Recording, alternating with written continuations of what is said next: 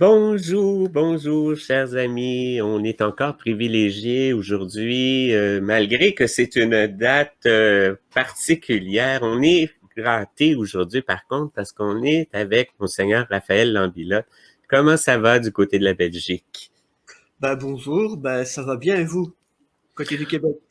Oh oui, moi, ça va très, très bien. En fait, ici, ça va très, très bien, malgré toute l'actualité. Et on a Neige aussi qui est avec nous. Bonjour, Neige. Vous avez l'air très bien. Comment ça Oui, se porte? malgré qu'il y a un petit rhume qui commence, oui, ça va. Voilà.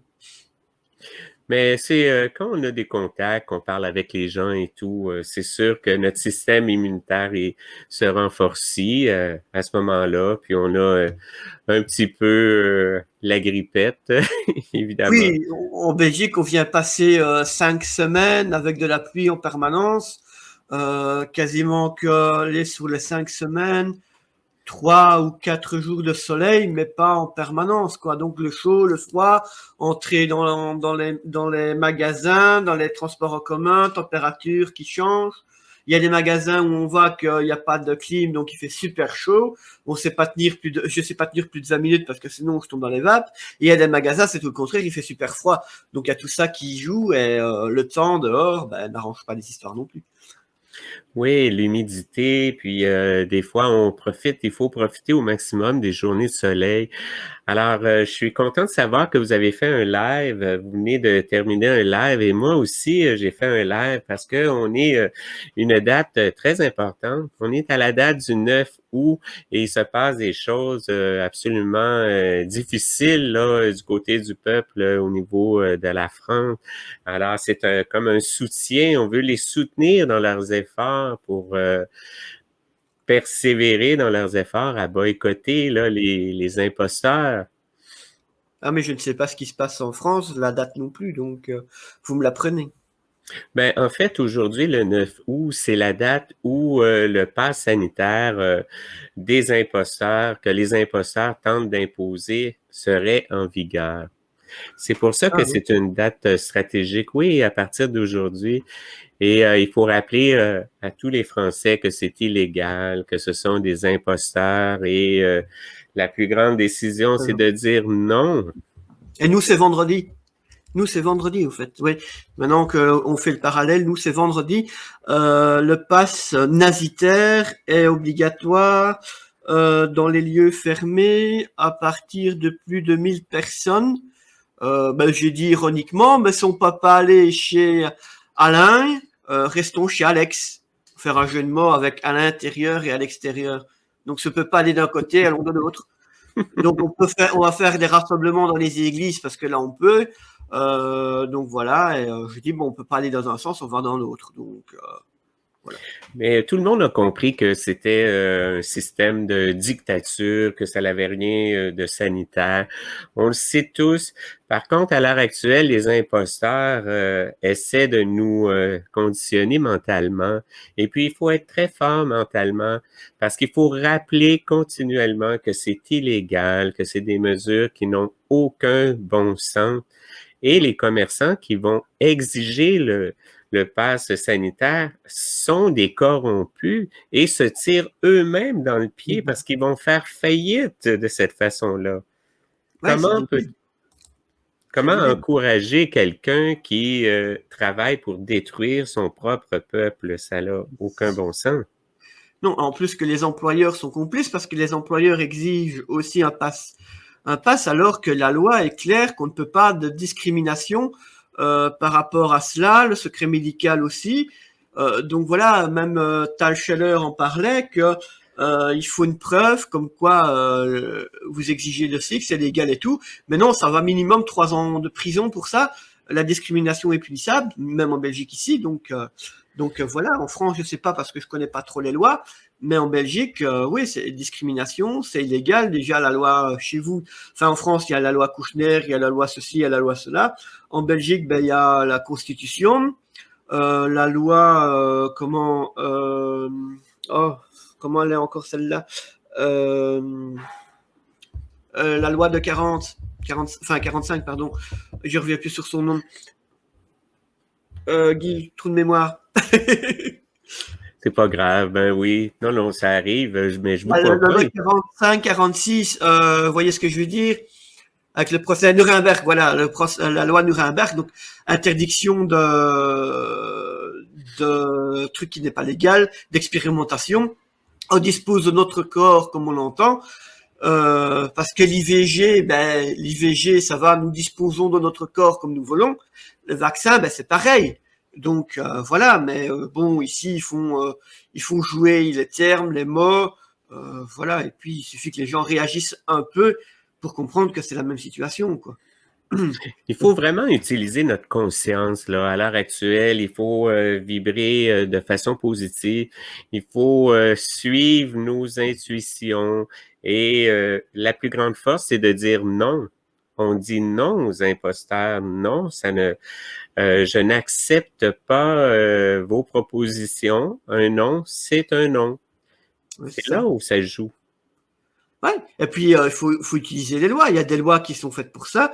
Et il faut pas avoir peur de dire ben non, voilà, vous me faites ceci, mais vous risquez cela parce que c'est illégal. Donc est-ce que vous allez prendre le risque d'aller faire 3 ans de prison et de payer autant d'amende, multiplié par le nombre d'employés que vous avez dans votre boîte? Ben non, évidemment. Et si le médecin, enfin, même un contrôle, il faut faire venir un policier pour le contrôle d'identité. Donc, il faut un policier ou un douanier. Pour le pass sanitaire, il faut un médecin. Donc, faites venir un médecin à chaque fois et un policier à chaque fois. Voilà. Et vous pouvez exiger aussi de demander, je donne mon pass sanitaire si toi tu me montres le tien, parce que l'exiger dans un sens, c'est très bien, mais si ça n'a pas, ça va pas. Donc il faut jouer aussi dans les deux camps, dans les deux sens, mais il faut pas que les gens ont peur. Il faut que les gens, voilà, ou alors disent, non, simplement, désolé, je m'en vais, je vais ailleurs. Voilà, faut pas avoir peur, et puis, vous n'avez rien à perdre, c'est eux qui perdent de l'argent, ils perdent de l'argent des clients. Moi, je suis allé boire un verre en terrasse samedi, je suis allé au centre commercial avec ma fille, un nouveau centre commercial, c'est assis à la terrasse, pas de masque, rien du tout. Donc je me suis levé, je suis sorti de la terrasse sans mon masque. Voilà, alors que normalement, en entrant dans la terrasse, on doit porter le masque. Une fois qu'on est assis, on doit l'enlever, et puis on doit le remettre avant de se lever, quitter la table, et puis partir de la terrasse. Moi, je l'ai pas mis. Voilà, je suis rentré la terrasse, j'ai pas mon masque, je me suis assis, on a consommé. D'ailleurs, la guerre, j'ai même mis un clin d'œil, la guerre des milkshakes, si vous vous souvenez. Donc, quand ça a été fini, je me suis levé, on est sorti de la terrasse, j'ai pas mis mon masque. Et par chance, 5 minutes après, on a eu une drache, enfin une pluie assez forte pendant 5 grosses minutes. Dans les 5 grosses minutes qu'on suivit, qu'on soit parti, donc on a eu un petit coup de chance. J'ai pas mis de masque, quoi, donc voilà. Et c'est C'est pas bien fait. important. Mais oui. En fait, l'histoire des masques, on explique aux États-Unis qu'étant donné que la fraude va être révélée aux États-Unis, le camp adverse, le camp ennemi, tente d'imposer des masques pour que certains groupes puissent aller faire du vandalisme et aller casser des choses et qu'on puisse pas identifier les personnes qui auraient fait des actes de sabotage étant donné qu'ils ont le masque. Et on veut faire passer ces gens-là comme des patriotes qui auraient tout cassé. C'est comme le plan du Deep State, le plan des mondialistes pour essayer de détruire le mouvement des patriotes, des Français qui se lèvent. C'est la même stratégie partout à travers le monde. Il faut résister. C'est très... C'est exactement ce que j'ai dit quand ils ont imposé le masque il y a 16 mois. C'est ce que j'ai dit. J'ai dit, c'est très bien. Déjà, de un, il est interdit en Belgique d'avoir le visage couvert. Donc, dans tout lieu public, c'est interdit d'avoir un casque de moto. Donc, que ce soit dans les banques, que ce soit en rue, que ce soit dans les transports en commun, donc train, tram, bus, métro, c'est interdit. Donc, je me suis dit, oui, il y a on va prendre l'exemple, une petite mamie qui s'est agressée. Madame, vous voulez décrire votre agresseur? Mais je ne sais pas, parce que, un, il a une cagoule, deux, il a une casquette, et trois, il a un masque. Comment voulez-vous que je le reconnaisse? Et avec du bol, certains mettent des lunettes de soleil, parce que j'en ai vu samedi, avec le masque et les lunettes de soleil, malgré qu'il n'y avait pas de soleil du tout, mais on reconnaît les gens comment? C'est impossible. Il y a le nez est caché, les lunettes de soleil, certains ont la casquette en plus, mais on reconnaît les gens comment. Donc, comment reconnaître un agresseur? C'est impossible. Donc, c'est ce que j'ai dit il y a 16 mois quand on a lancé ça en Belgique. Je dis, c'est complètement stupide. Et moi, je me sens pas en sécurité. Parce que là aussi, on doit se sentir en sécurité. Mais là, on ne l'est plus. Donc là, il y a le double face. Donc la police, logiquement, doit protéger le peuple. Donc la police doit sécuriser le peuple. Ben, là, non.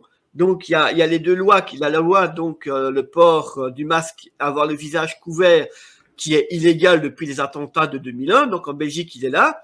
La loi n'a pas été abolie. La loi n'a pas été mise en suspens. Rien. Elle est toujours active. Mais il y a de l'autre côté le paradoxe du masque pour une pseudo-pandémie qui n'existe même pas. Voilà, en plus, c'est ce que je dis aux gens, le masque ne sert à rien. Le masque nous emmerde, donc il est nocif, il ne sert à rien. Et quand il pleut, c'est encore pire. Un masque utile, sec, ne sert à rien, mais alors humide, trempé, c'est encore pire. Elle est des microbes, donc voilà. Et encore le docteur Scheller l'a expliqué, on avale plus de 3000 microbes à la minute depuis la nuit des temps, donc faites les comptes. Et quand on est masqué, c'est 5000 microbes. Quand on court aussi, parce qu'on respire plus vite, et donc on aspire de l'air plus vite. Donc voilà, et les gens ne font pas le rapport à tout ça, mais c'est plus facile, comme on dit, d'aller à la simplicité, de dire les gens sont complotistes, que de faire aller un peu son bon sens, ses réflexions, comme nos grands-mères faisaient dans le temps, que je répète souvent, si vous vous souvenez de notre grand-mère, quand on était malade, ben, qu'est-ce qu'elle faisait? Elle aérait la pièce, elle aérait retirait les couvertures et tout ça, elle aérait la chambre pendant une demi-heure, voire une heure. Des fois, certaines grand-mères, c'était la nuit complète, enfin la journée complète jusqu'au soir, pour renouveler l'air et les microbes qu'on disait. Et maintenant, qu'est-ce qu'on fait? Ben, on porte un masque. C'est débile, quoi. Ça n'a aucun sens. Oui, on sait depuis tout le temps, même pour les enfants, il faut être en contact avec les microbes pour développer notre système immunitaire le plus souvent possible. Et quand on passe son temps à se enlever avec le gel hydraulique, ce gel-là détruit toutes les bonnes bactéries qui sont sur nos mains, qui nous protègent notre propre système.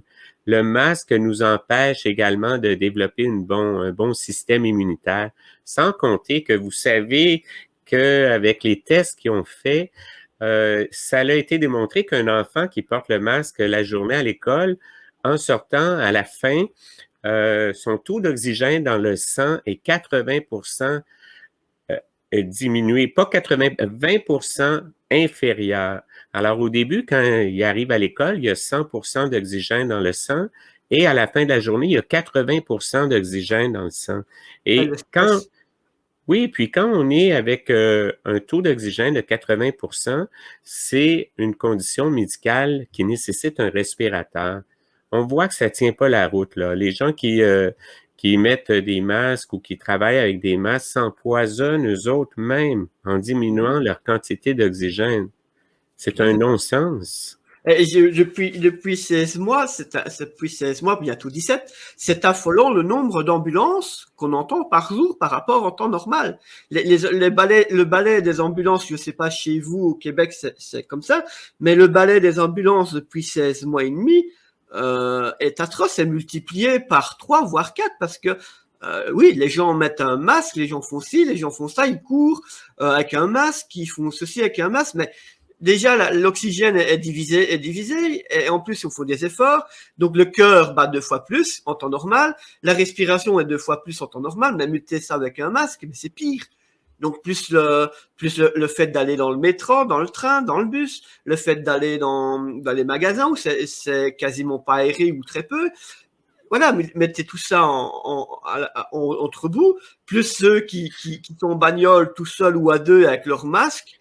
Mais c'est affolant, quoi. On voit la folie humaine. C'est vraiment terrible. Et hier, ici, au Québec, j'ai vu quelque chose de complètement farfelu. C'était un voisin ici qui posait sa clôture à l'extérieur avec son masque à 30 degrés, là, 30 degrés Celsius, le monsieur posait une clôture à l'extérieur avec son épouse, les deux avec un masque. Et là, ça nous permet de... Moi, je me suis dit que ces gens-là faisaient pitié. Et oui, c'est ça, je leur ai expliqué rapidement qu'il n'y avait pas de virus, rien, mais le monsieur est complètement cerveau Oui, dans le déni complet avec l'opération Mockingbird pour le lavage des cerveaux. Le, Sa femme, le, le sa voisin femme de ma avait fille, compris. le voisin Mais de ça, ma fille, c'est exactement pareil. Il est plus jeune que moi, et de bien 10 ans, hein, et il a le masque en permanence. Tout le temps, tout le temps. Samedi, il est venu me voir parce qu'il avait besoin d'un conseil, donc il a demandé le numéro de téléphone de mon cousin avocat. Eh ben, sur 6 mois que je le vois, c'est la première fois samedi que je l'ai vu sans son masque. Sinon, il a le masque en permanence. On discute dehors en plein soleil, il a le masque. On discute 2 minutes ou une demi-heure, voire une heure, il a le masque en permanence tout le temps. Alors je lui dis, mais tu sais que tu peux mal, il y a rien. Oui, mais non, oui, mais alors je dis, traverse pas la route parce que tu as une chance de te faire renverser, prends pas le volant parce que tu peux te faire tuer, ne bois pas un verre d'eau parce que tu peux te noyer, mais en fait, tu restes chez toi, tu fais plus rien. Même chez toi, tu risques de te casser la figure et de te tuer. Si tu tombes sur le bord de la table, le bord de ton évier, de ta salle de bain, tu peux te tuer. Non, mais les gens, voilà, ne réfléchissent plus, les gens ne vivent plus. C'est comme vous dites, ils sont conditionnés et il faut la personne au-dessus, la personne de pouvoir pour leur donner, pas forcément les gens, mais la pub. Donc il faut quelqu'un au-dessus d'eux pour prendre leurs responsabilités. Ben non, c'est moi, je suis, voilà, je suis un citoyen, je reprends mon droit divin, je prends, voilà, je prends mes propres décisions. J'ai pas besoin de Pierre, Paul, Jacques, Antoine pour savoir quand je dois boire, quand je dois manger, quand je dois roter, quand je dois aller me coucher. Je fais tout moi-même. Donc voilà, mais les gens ne savent plus, les gens ne sont plus autonomes, les gens ne réfléchissent plus, les gens ne pensent plus. C'est malheureux. oui, effectivement, j'aimerais savoir, est-ce que selon vous, vous pensez que tous ces comportements-là, c'est parce que ces gens-là ont une peur terrible de la mort? Est-ce que c'est une question qui est reliée à sa croyance ou à une peur terrible face à la mort? Oui, mais peur de quoi? C'est quand je dis aux gens, mais vous avez peur de quoi? Le virus n'existe pas. Il y a le CDC, il y aura une semaine demain, qui a publié une annonce, mais évidemment ici on n'en parlera pas, comme quoi il n'y a pas de virus, il n'y a pas de pandémie, il n'y a rien. Mais peur de quoi? Mais alors, vous avez peur de mourir, mais c'est tous les jours, c'est comme je viens de le dire à l'instant. Vous allez manger, vous avez peur d'avoir les travers et d'y rester. Vous allez boire un coup, vous avez peur d'avaler que l'eau ou ce que vous buvez passe dans le mauvais trou et d'y rester. Vous allez trébucher dans la maison, des accidents domestiques, il y en a blindés. Vous allez traverser la rue, ben on ne sait pas, vous allez vous faire renverser. Alors ne vivez plus, quoi. Voilà, ça sert à rien. C'est pas devenir parano non plus, sinon, voilà, c'est complètement con. Oui, il y a la peur, oui, c'est lié à la peur de quoi, je ne sais pas. La mort, ben, faut aller aussi que la mort, c'est le continuellement de la vie. La vie amène la mort amène la vie. L'un va pas sans l'autre. Donc voilà, on décède, eh ben, on repart de l'autre, enfin, on décède, on repart de l'autre côté, puis on revient ici. On revient ici pour je ne sais pas pour combien de temps. La vie continue, on repart de l'autre côté, on décède, et c'est un cycle sans fin. Donc voilà, c'est tout le temps comme ça. Donc vous mourrez humainement, physiquement, mais spirituellement, vous ne mourrez jamais. Vous êtes immortel. C'est ça que les gens ont du mal un peu à comprendre. La spiritualité et tout le bazar, mais bon, c'est encore un autre sujet, mais oui, les gens ont peur. Mais peur de quoi? Voilà. C'est ce que je constate aussi. Moi, avec ma foi, j'ai la foi, j'ai confiance euh, en l'après-vie, la conscience, notre âme qui sort. J'ai confiance à tout ça et je me dis, la vie se poursuit après. Et c'est de cette façon-là, ça me fait, je suis pas terrorisé par rapport à certains événements. Mais j'ai l'impression qu'il y a certaines personnes qui sont terrorisées complètement par rapport à ce processus-là. C'est étrange. C'est comme si les gens ont tout misé sur le matériel, sur leurs biens physiques, le matériel, et que ces gens-là sont terrorisés d'arriver dans un changement qui signifierait la mort de la personne. C'est incroyable. C'est vraiment une guerre psychologique là, à laquelle on assiste. Ben, c'est ce que je dis depuis longtemps. Quoi qu'il arrive, show must go on, donc la vie continue. Et c'est ce que je me tue à dire parce qu'il y a des gens en cas, ils perdent quelqu'un de leur famille, ils arrêtent tout. Mais pourquoi? C'est ce que je ne comprends pas. Pourquoi tout arrêter? Parce que Pierre, Paul, Jacques, moi j'ai perdu maman, il y aura 100 jours jeudi, mais moi je continue à vivre. C'est ce que maman aurait voulu. Que de mieux d'honorer ses anciens, c'est de faire ce qu'ils aimaient, c'est continuer à vivre, à se battre, à défendre nos intérêts. Donc voilà, imaginez que on abandonne tout alors que nos aïeux se sont défendus, on se sont sacrifiés. Moi j'ai 5 héros de la guerre, vous imaginez, ah ben non, moi je laisse ça comme ça, j'abandonne et je me laisse... Ben non, je vais honorer les 5 héros de la guerre? Mais non, ils se sont battus pour nous, ils se sont battus pour moi vivre, pour moi être là. Je serais sans eux, je serais peut-être pas là. Donc c'est grâce à eux. Bon, je suis pas content de Mickaël parce que Mickaël, ça n'a rien à voir. Mon cousin Mickaël, c'était dans le Kosovo et l'Irak, donc c'est pas le même. Mais les autres qu'on fait, mon cousin le premier a fait 14-18, les quatre autres ont fait 40-45, mais ils ont donné leur vie. Je vais au cimetière à peu près une fois par semaine en moyenne, hein, quand il fait bon. Mais je vais au Commonwealth. Quand je vois des jeunes de 19 ans, le plus jeune à 19 ans, Canadiens, des pilotes, des Anglais, des Australiens qui ont donné leur vie pour que nous soyons libres, alors que ici, ils sont limite le cul baissé, le froc baissé et à attendre qu'on les... Voilà, j'ai pas d'entrer dans les détails, mais où est l'intérêt que nos aïeux se sont défendus? Si on reprend les mêmes qui se sont battus il y a 200 ans pour nos libertés, mais c'est pareil. On les honore en faisant quoi? En nous laissant faire? Ben non. Voilà. Donc la vie continue. Donc oui, ils ont peur de mourir, c'est compréhensible. Moi, j'ai pas peur de mourir. Moi, ce qui me fait le plus peur, c'est la façon que ça va se passer. Parce que moi, je sais ce qui se passe. Donc moi, je sais, c'est comme vous. Je sais que la vie continue, que je vais quitter mon corps, tout le bazar. Mais c'est la façon que ça va arriver qui m'angoisse.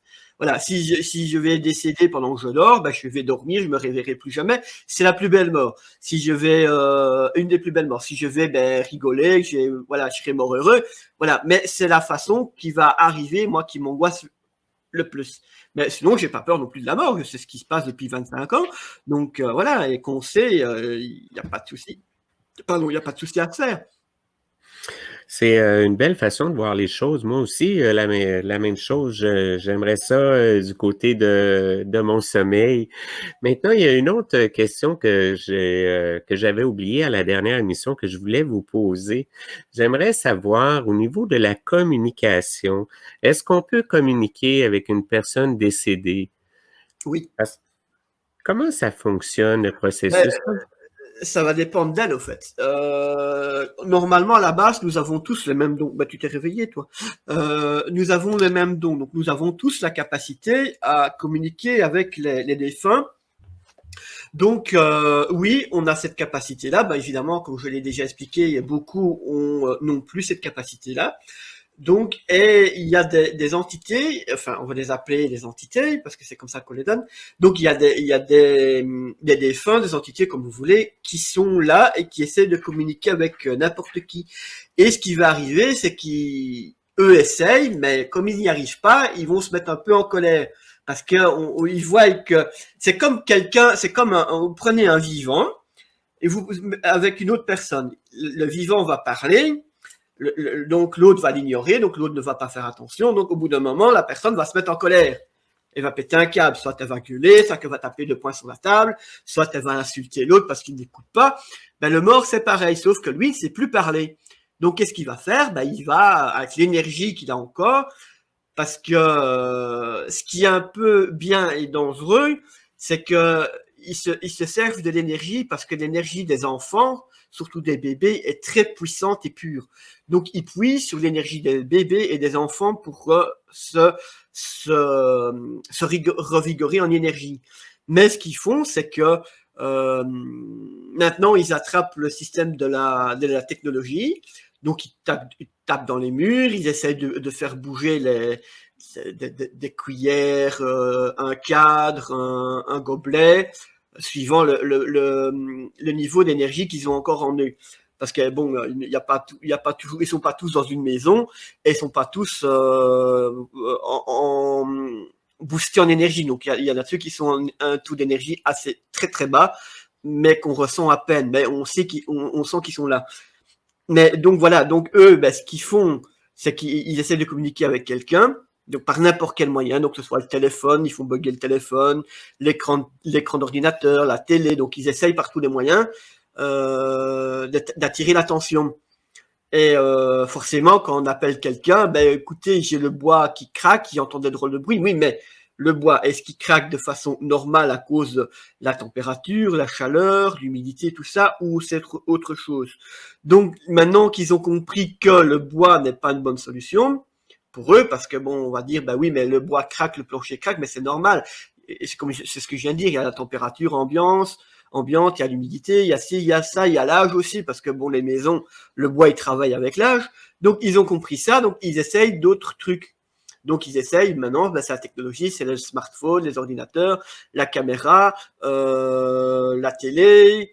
Dans le temps, ils essayaient les magnétoscopes, mais il n'y en a plus, donc c'est des DVD. Donc, c'est un peu plus compliqué parce que bon, voilà. Mais oui, il y a toujours moyen de communiquer avec eux. Il suffit de faire attention et de le vouloir aussi, parce que dans un sens, eux choisissent quand ils ont la possibilité de choisir. S'ils sont dehors, ben évidemment, ils vont aller vers la personne qui est le plus apte à les comprendre et à comprendre ce qui se passe, que d'aller vers monsieur et madame tout le monde, que voilà, il y a un machin qui va bouger, bah ça le vent, bah je suis passé trop près, malgré que non, le vent, la fenêtre est trop loin, il est passé à 2 mètres de la table, donc même si en passant devant à 2 mètres, c'est impossible de faire bouger le gobelet, donc ils vont trouver des explications peu cohérentes, mais oui, ils vont faire ça. Dehors, c'est plus facile pour eux parce que là, ils vont aller vers la personne. Donc moi, quand je suis au cimetière, voilà. Mais je ne les appelle pas. Moi, je leur dis s'il y a quelque chose. Et ce matin, je suis allé mettre la lanterne de ma maman hier soir en descendant du bus. Donc, je suis allé voir si j'avais posé correctement. Je suis allé vider l'eau des vases qu'il a plu ce week-end, surtout samedi. Et alors, j'ai fait le tour. Donc, je fais le tour de la famille proche. Parce que si je fais le tour du cimetière complet, j'ai jamais mon bus à l'heure parce qu'il me faut une grosseur. Donc, je fais les plus proches.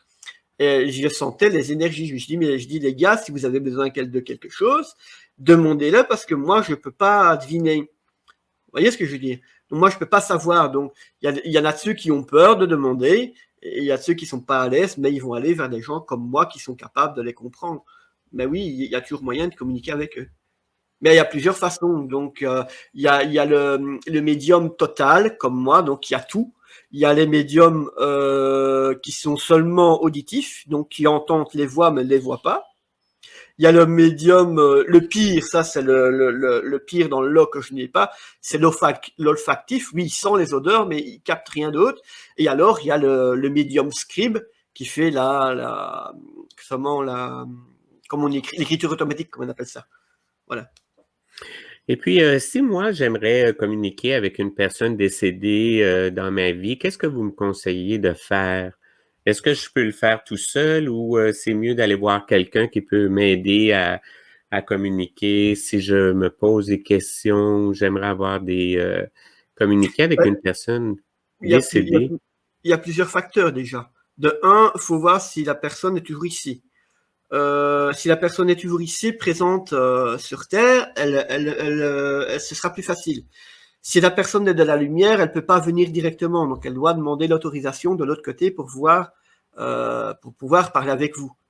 Donc si vous avez l'essence, si vous avez les moyens, les dons et tout le bazar, oui, vous pouvez le faire vous-même, mais il faut l'accepter. Et il faut l'accepter et ça fait peur. Moi, je le cache pas, ça fait peur. Je le dis aux gens qui ont leurs dons, qui sont à avoir le don éveillé, je dis que ça fait peur. Au début, ça fait peur parce que voilà, c'est nouveau, on panique et voilà. Mais on Mais, s'habitue à tout. mais comment on peut savoir qu'on a ce don-là? Est-ce que c'est un don qui se développe? Est-ce qu'on doit être dans un état particulier pour être Oui, capable de capter ces oui, ondes-là? oui. Au calme. Le calme. La meilleure façon, c'est que le champ de vision. Vous êtes occupé, par exemple, si vous êtes, faut faire attention au champ périphérique, donc à votre champ périphérique. Si vous êtes occupé, comme ici, moi je vous regarde ici à la caméra, mais s'il y a quelqu'un à côté, dans le champ périphérique, là sur le côté, je vais le voir. Donc il y a une ombre qui va apparaître. Donc pas tous, mais il y a des ombres qui apparaissent. Donc ce qui veut dire, s'il y a une ombre qui apparaît, il y a quelqu'un qui est là mais qui est là, mais qui veut pas dire qu'il va spécialement communiquer avec vous. Donc, ce que je voulais dire, ça va dépendre de beaucoup de facteurs. Donc, si la personne veut absolument communiquer avec vous, elle va tout faire. Maintenant, c'est comme je dis souvent, elle choisit la personne. Donc, elle va voir si vous êtes capable de ressentir les choses. Donc, si ça va pas, elle va essayer une fois ou deux. Si ça va pas, elle va essayer de trouver quelqu'un d'autre. Mais oui, il faut être dans un contexte évidemment relaxé. Ça, oui, il faut être totalement calme, relaxé, mais il faut le vouloir et l'accepter. Ça, c'est le plus dur. C'est pas le plus facile, c'est le plus dur parce que c'est comme je dis, moi, je l'ai depuis 25 ans. Je l'ai mis un peu de côté parce que ça m'a fait flipper, donc je le cache pas. Je l'ai dit aux gens, ça m'a fait peur. J'ai refoulé cette partie-là et je l'ai remis en route il y a 11 ans, mais depuis, je l'ai accepté, je le vis mieux, je suis mieux parce que voilà, je les aide, il y a un retour, mais ça me fait plus peur. Donc, je suis moi-même parce que c'est une partie que je refoulais et que c'est une partie qui en refoulant, qui n'était pas moi-même. Donc là, j'ai tout accepté, mais ça fait peur, évidemment, parce qu'on n'a pas de vie privée, on n'a pas de vacances, on n'a pas de... Voilà, il y a bien des... Mais ça fait peur au début, oui. J'ai lu un texte aussi qui est très intéressant, qui parlait des dracos reptiliens, des lignées de dracos reptiliens. C'est particulier et ce serait une entité qui serait capable d'intégrer un corps physique et d'in- de comment je dirais, d'instaurer des pensées chez une personne. Et on parle que l'armée américaine aurait combattu des entités de cet ordre-là dans les tunnels en dessous, dans le combat initial. On parle de cette entité-là. Je ne sais pas comment vous voyez la situation. Est-ce que Ouais, ça je vois. existe, les dracos reptiliens? Ça, je sais pas dire. Mais ça va me donner une opportunité. Il y a les gens il y a deux trucs. Il y a la possession, voilà, la possession, et il y a l'oppression. Et ça, les gens confondent les deux. Donc la possession, c'est en tant que passeur d'âme et tout ça, je n'ai vu un cas tout petit en 25 ans. Donc la possession est interdite. Donc ils le savent de l'autre côté, c'est interdit de squatter pour les bons évidemment, pour les bonnes âmes et tout ça, c'est interdit de posséder un humain. Pour la simple bonne raison que ça épuise l'humain, ça peut le tuer, justement, parce qu'il bouffe l'énergie. Et de l'autre côté, la personne de l'autre côté, son énergie est aussi vidée. Donc, c'est aussi dangereux pour l'un que pour l'autre. Oui, il sera se régénérer, mais il va falloir du temps. Nous, pour se régénérer, soit si on est trop bas vidé, ça peut être fatal, donc ça peut être dangereux. Mais il y a l'oppression. L'oppression, ça veut dire qu'on peut avoir des mauvaises entités, on peut en avoir une, deux, trois, et que celles-ci, par la parole, par les pensées, vous mettent des idées noires dans la tête. Donc, elle va vous faire passer des messages sombres, atroces, et qui peut aller jusqu'au suicide de la personne. Donc c'est ça que les gens ont du mal je l'explique dans mon bouquin, les gens ont du mal à faire la différence entre une oppression et une possession. Donc les oppressions, c'est fréquent, il y en a de moins en moins parce qu'on travaille depuis des années, depuis même, voilà, c'est la guerre spirituelle de l'autre bien et le mal, donc on se bat aussi là-dessus. Et c'est la même chose avec les égrégores, donc c'est l'égrégore négatif, donc ça peut être déclenché par une personne, une entité négative qui va indirectement impacter les autres entités ou va les attirer.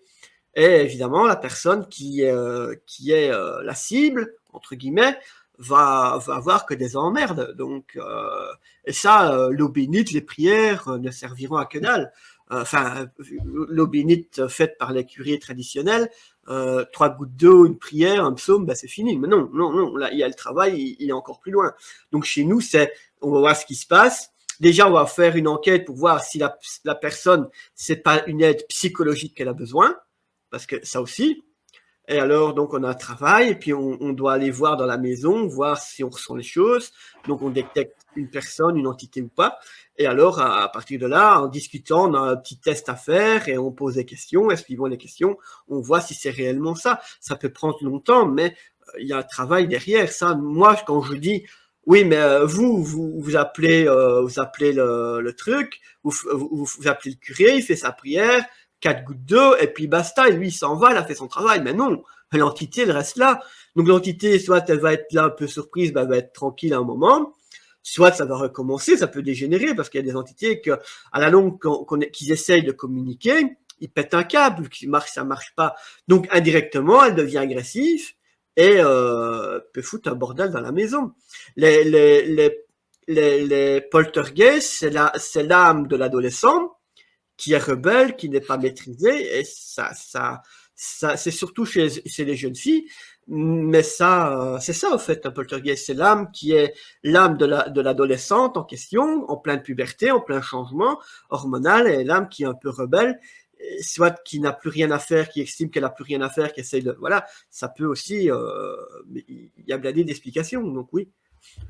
Quelqu'un qui aurait des vibrations négatives un peu dans sa maison et tout ça, là, si vous entrez dans cette maison-là, est-ce que vous ressentez l'énergie? Est-ce que vous êtes capable de communiquer avec l'âme errante pour essayer de comprendre la situation?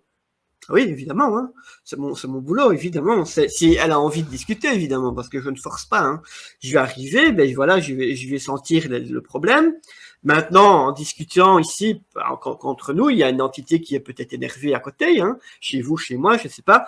Mais elle va être là, elle va écouter. Donc, là, ça va peut-être l'apaiser, la calmer. Donc, on aura plus facile à discuter. Mais j'ai déjà eu l'histoire, j'ai eu la blague au cimetière, il y a combien de temps? 4-5 ans? Oh, même 5-6 ans maintenant, parce que oui, on est en 2021. Mais j'y suis arrivé que j'en ai eu 4-5 d'un coup qui sont arrivés vers moi en colère parce qu'ils ne comprenaient pas ce qui est arrivé. Mais là, ils sont agressifs depuis des années parce que, bon, comme je l'ai dit, le temps chez eux et chez nous n'est pas le même. Donc chez eux, ils peuvent être là depuis, allez, je vais dire pour eux 1 heure, que ça représente 5 ans chez nous. Donc on ne sait pas le temps, comment il est par là. Donc il y a une dislocation du temps, parce que comme on dit souvent, le temps c'est une invention humaine, parce qu'avant il n'y avait pas tout ça, donc il n'y a pas d'horloge, pas de date, pas d'heure, pas de minute, il n'y avait que dalle. Donc voilà, de l'autre côté c'est comme ça. Donc oui, je me suis bouffé 4-5 entités en colère, et j'ai dû appeler une amie avec qui ma binôme, on travaille ensemble, en renfort, parce qu'ils étaient vraiment agressifs. L'autre équipe, parce qu'on a nos guides, qui nous protègent, on les a envoyés, donc les miens et les siens, vers eux, discuter, donc ça s'est arrangé, ils se sont calmés, et ils ont accepté la situation, ils ont accepté de partir de l'autre côté. Mais par là, c'est aussi le cas, donc chez quelqu'un, déjà, s'il y a une dispute, parce que ça aussi, ça va jouer, hein. S'il y a une dispute, par exemple, c'est un couple, ou un enfant, un adolescent, n'importe, il y a une dispute, là, ils vont se nourrir de ça. Donc, ils vont absorber cette colère et ça va déteindre sur eux. Donc, oui, là aussi. Donc, il faut voir si c'est la colère créée par un égrégore, donc comme 2 personnes qui se disputent, ou, pardon, si c'est une entité. Là aussi, il faut faire la part des choses. Mais oui, il y a la possibilité, évidemment. Moi, je les appelle pas, donc je les laisse tranquilles. Je leur dis simplement, comme je suis allé ce matin, si vous avez quelque chose à demander, demandez-le. Moi, je ne les appelle pas. C'est pas comme certains, il faudrait parler à papa, gna gna gna. Non, moi, je les laisse tranquilles. C'est eux qui viennent vers moi. J'ai toujours fait cela et j'ai pas de problème. Tout se passe à merveille, excepté, bon, il y a toujours 1 ou 2, comme je viens de dire. Bon, on peut pas prévoir tout ça. Mais il y en a ceux qui sont morts depuis, pour nous, 50, 60 ans, qui ne comprennent pas et qui ont seulement besoin de réponses maintenant. Voilà, ils essayent de trouver des gens. J'ai une amie aussi, elle a les mêmes dons que moi, mais c'est pas son travail. Mais elle dit elle demande aussi que voilà, des fois il suffit de pas grand chose, hein. Il y a des entités qui restent là dans le cimetière en tant que gardiens, je vais dire, qui attendent un membre de leur famille ou quelque chose comme ça. Et il y en a ceux qui aiment bien de rester là. Là, je ne peux pas, c'est comme je dis, je ne peux pas les forcer à partir. Je leur fais comprendre que c'est pas bon de rester ici.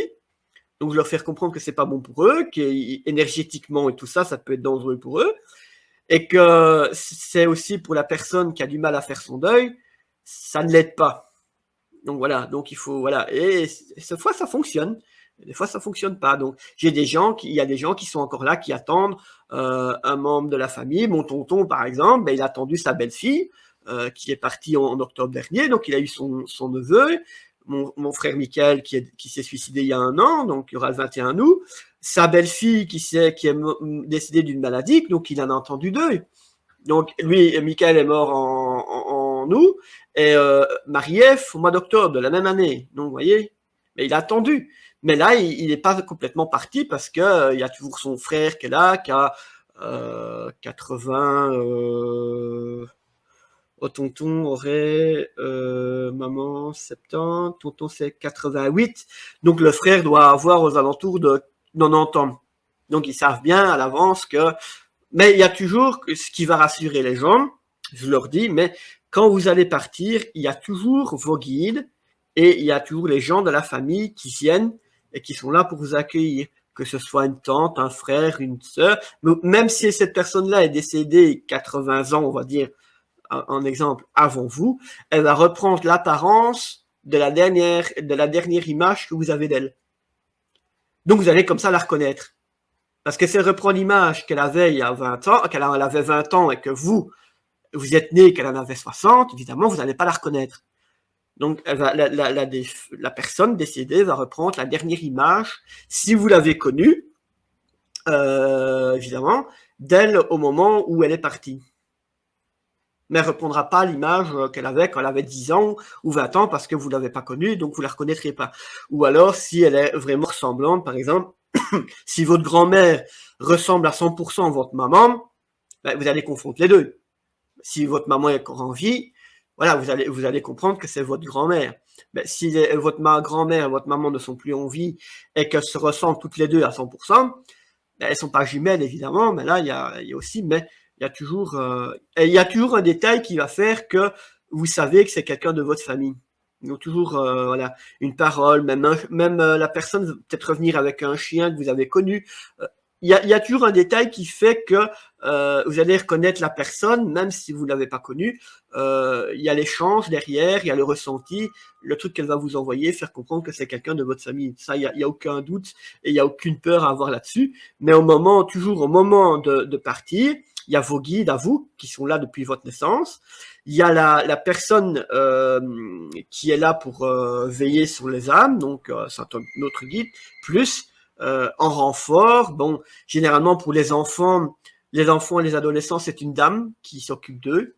Et alors, pour les adultes, ben, généralement, c'est l'un ou l'autre, c'est des hommes ou des femmes, il n'y a pas d'importance. Mais généralement, pour les enfants, c'est le côté maman, rassurant d'une maman, qui vient, donc c'est des femmes à chaque fois qui viennent pour les rassurer parce que ça reste une femme, même vivante ou pas, ça reste une femme. Donc il y a le côté rassurant de la maman, même si cette dame n'a jamais été maman de sa vie en tant qu'humaine, hein, mais son devoir d'âme, elle est là pour rassurer l'enfant, le bébé, l'enfant, l'adolescent. C'est généralement une femme qui s'occupe d'eux. C'est réconfortant, ce sont tous des bonnes nouvelles et c'est vraiment agréable comme échange, hein, toujours des échanges très agréables qu'on fait ensemble. Et pour pouvoir conclure notre émission, qu'est-ce que... Mais oui, tranquillement. J'aimerais savoir, qu'est-ce que vous conseillez aux gens de vibrer à l'heure actuelle? Étant donné qu'il y a beaucoup de manifestations partout dans le monde, j'imagine que ça crée un égrégore très, très fort et positif. J'imagine que ça doit chasser le négatif. Je vais les renvoyer tout simplement à l'explication de la vidéo que j'ai fait ce matin. Donc j'ai fait une vidéo ce matin, je vais donner le titre exact parce que voilà, c'est je vais pouvoir mettre le lien avec notre vidéo d'aujourd'hui. C'est moment de détente. Voilà, il y a la vidéo que j'ai fait ce matin, un moment de détente où j'explique comment vibrer, comment se détendre et voilà, 5 minutes tous les jours, 1 heure, le temps que vous voulez, tous les jours, 1 fois par semaine, seul ou en groupe, évidemment. Je l'explique pendant 22 minutes, de façon calme, de façon sereine, les meilleures façons que vous voulez. Et j'explique là, Parce que, évidemment, je me suis rappelé ce matin en écoutant la 60, je sais plus combien, 60e émission ou un peu plus de Jean-Jacques et la foi question.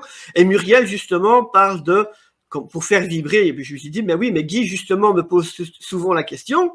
Donc, j'ai coupé le live, enfin, l'émission, et j'ai mis mon micro, j'ai mis ma caméra, je lui ai dit, ben, je vais essayer la caméra, il faut bien que je l'essaye, et avant de faire le test avec vous, et j'explique pendant 22 minutes comment se détendre, comment vibrer, des trucs tout simples, tout con, mais il faut lâcher prise. Donc, quoi qu'il arrive, quoi que vous ayez fait de la journée, quoi que vous ayez entendu, même si c'est stressant, il faut lâcher prise pendant 5 minutes, enfin 1 heure, l'idéal, et être le plus calme possible, sinon ça sert à rien. On va pas faire monter les vibrations qu'on est énervé, c'est justement le contraire. Et de l'autre côté, ben, les mauvaises entités, ben, elles aiment ça.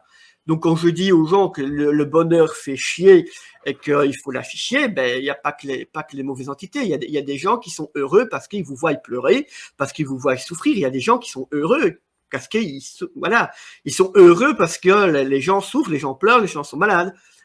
Alors quand je dis ben soyez heureux, ça emmerde le monde, ben voilà, il faut vibrer même seul avec pas grand chose. Donc je l'explique pendant 22 minutes. Donc je vous renvoie vers la vidéo sur ma chaîne, moment de détente, et voilà, je l'explique tout simplement. Ah ben c'est fantastique, je vais mettre le lien. Comme quoi il n'y a pas de hasard, hein. Donc j'avais anticipé un peu que vous alliez me reposer la question. Donc voilà. Merci papa, comme on dit. Oui, exactement. Synchronicité. On commence à vibrer dans les mêmes énergies. On est quantique en plus. On se partage des informations. Merci infiniment une fois de plus pour toutes ces belles informations aujourd'hui. Vous avez l'air très bien. On vibre. Oui, vous avez. Neige s'est rendormie une seconde fois. Donc voilà, elle est sur mes jambes. C'est pour Elle ça est que je en, me tiens un bras, parce que je tiens à l'autre. Elle est en équilibre, donc voilà. Et, en elle fait même, confiance. elle fait même un petit coucou dans la première vidéo de ce matin. Donc voilà. Eh bien, merci infiniment. Merci beaucoup. Et puis, je vous souhaite les meilleures énergies possibles. Merci beaucoup à tout le monde. Et puis, Merci à vous aussi, hein. Que Dieu, que papa, on va dire que papa vous bénisse, hein. Donc voilà. merci infiniment. Merci pour les belles vibrations. Et on se retrouve prochaine émission. Merci tout le monde. Au revoir.